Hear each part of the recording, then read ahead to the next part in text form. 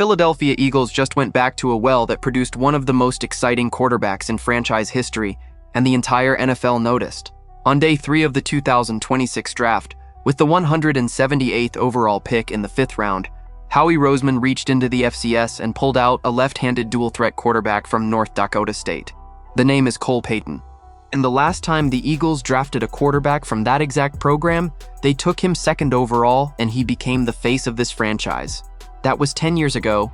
That was Carson Wentz. So the question every Eagles fan needs to answer right now is this history repeating itself? Or is Roseman simply rolling the dice on a boom-bust prospect with a cannon arm and a very uncertain future?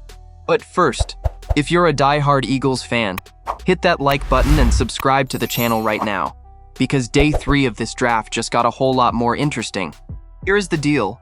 North Dakota State has now produced 5 drafted quarterbacks since 2016.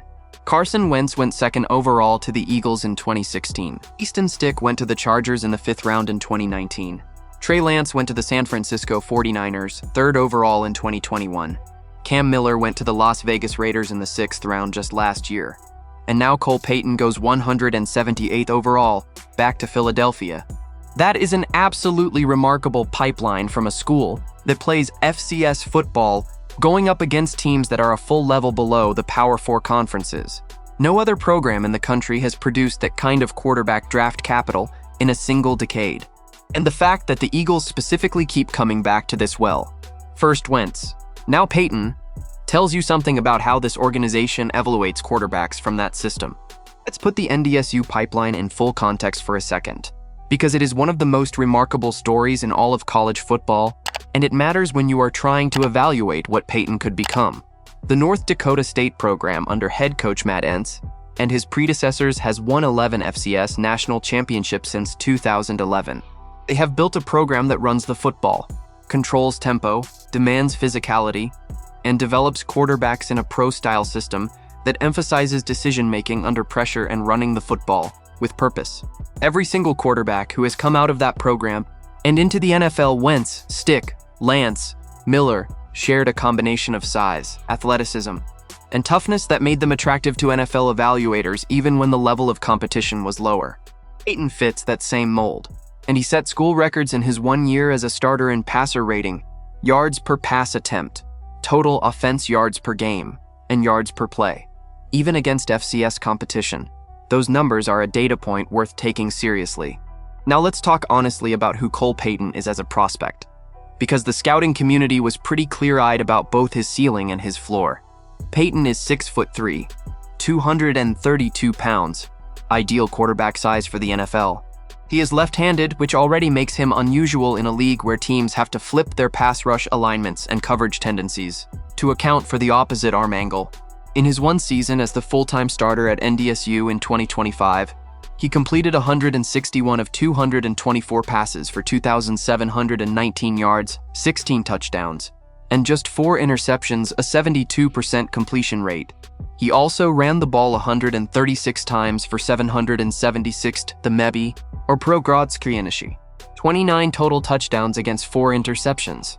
He was a second-team FCS All-American and a finalist for the Walter Payton Award, which is the FCS equivalent of the Heisman Trophy.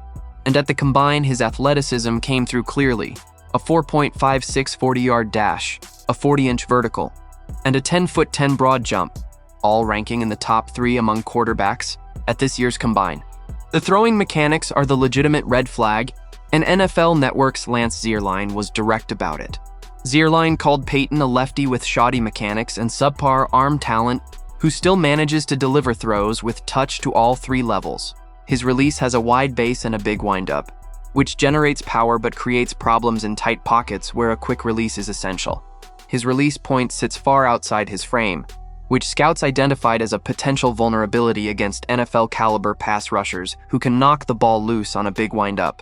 And because he spent most of his career at NDSU as a running quarterback in a designed run package rather than a pure dropback passer, his ability to outfox pro-level zone defenders, reading through progressions quickly enough to move the chains in the NFL, remains genuinely unproven.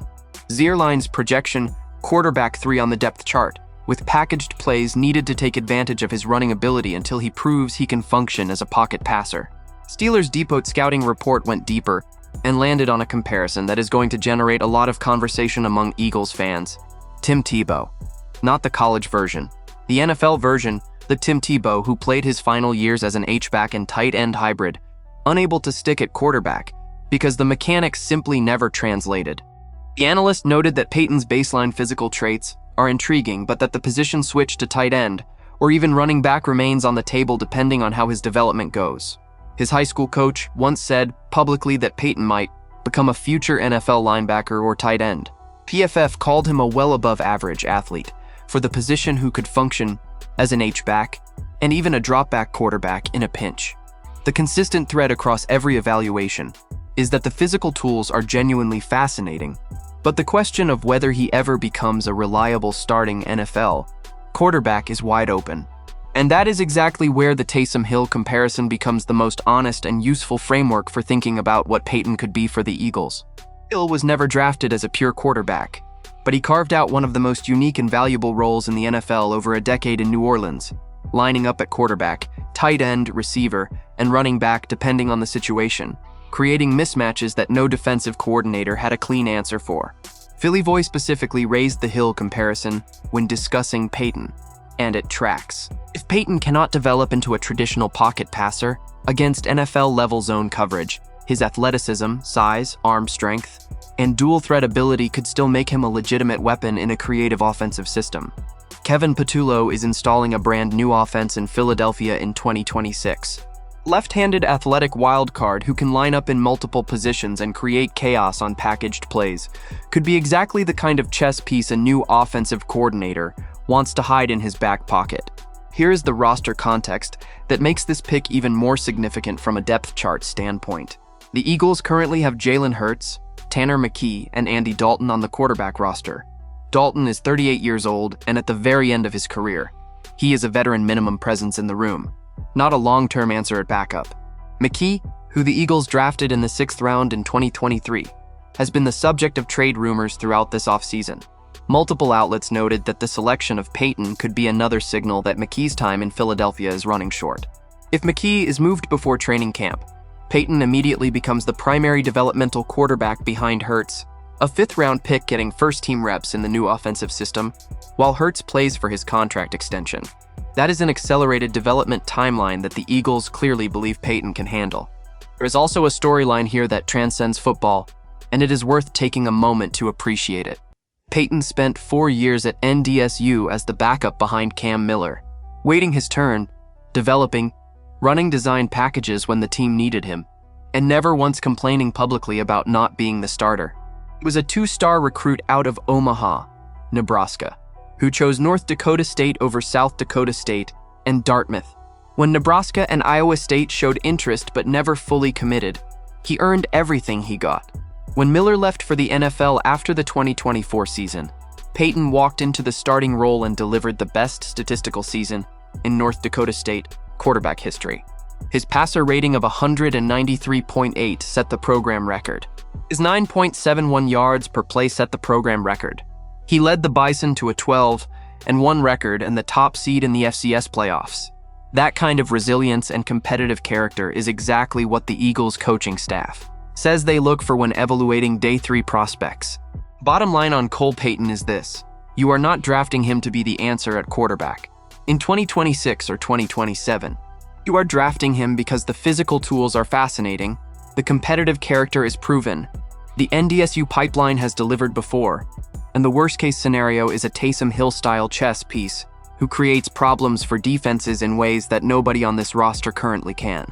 At 178th overall, the 5th round, that is an exceptional value proposition. Roseman has always been willing to take a late-round swing on a player with upside and let the coaching staff figure out where the talent fits. With Payton, the upside is real. The questions are real too. But in the 5th round of the NFL draft, that combination is exactly what you are looking for. With Cole Payton now in the building alongside Jalen Hurts, and with Tanner McKee's future in Philadelphia suddenly looking more uncertain, the question I want your take on is this: do you think Payton ever develops into a legitimate backup quarterback in the NFL, or is he destined for a Taysom Hill-style hybrid role? And does this pick mean McKee is on his way out? Drop your answer in the comments. Don't forget to hit that like and subscribe to the channel. I'll be back with all the latest Eagles news.